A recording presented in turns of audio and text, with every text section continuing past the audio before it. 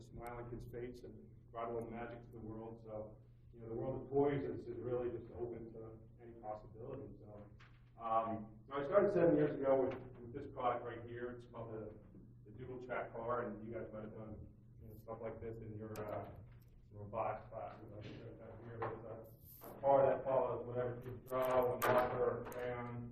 Have you done this project before? So it has, oh, anything you draw.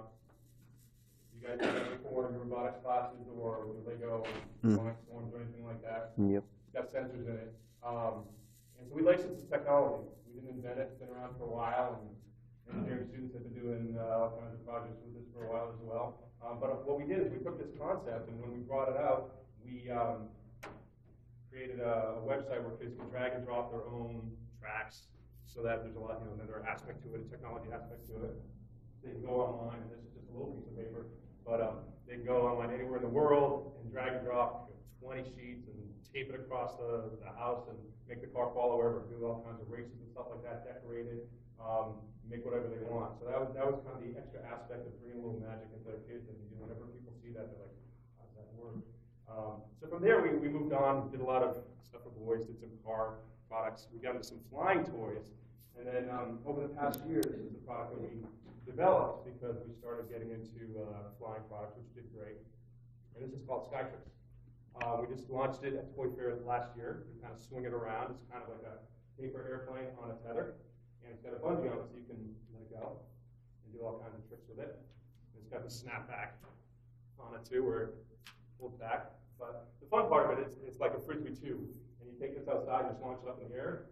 It goes maybe 3 stories high and close to a football field.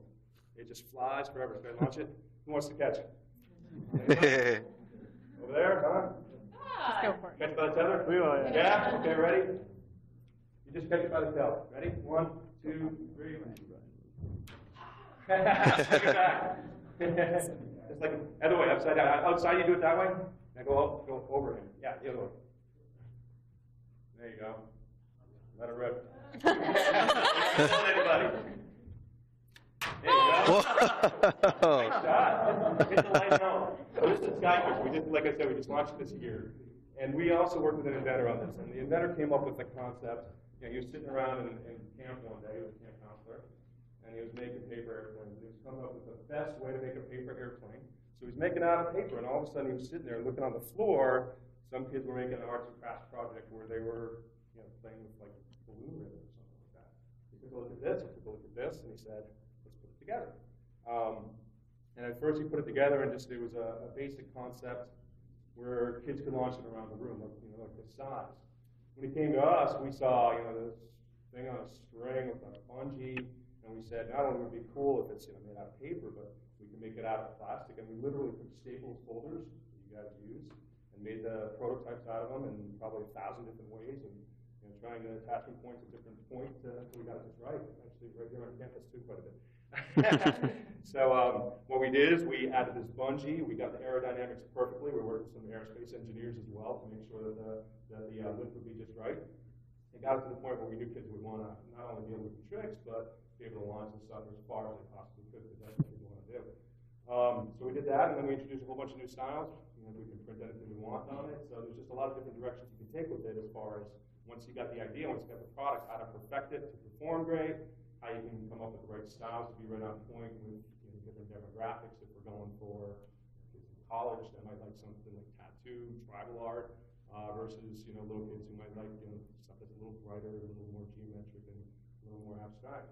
And so we launched this year at Toy Fair, which just happened this past week at the Javits Center. And we also went overseas to Germany for the first time and showed it at a trade show in Nuremberg, which is probably 5 times the size of the Javits Center. It's huge, and it's been fantastic. So we're rolling this product out in Toys R Us around the country, and sporting goods stores like REI and EMS and a whole bunch of others. You know, that's kind of a quick thing on where our product development is.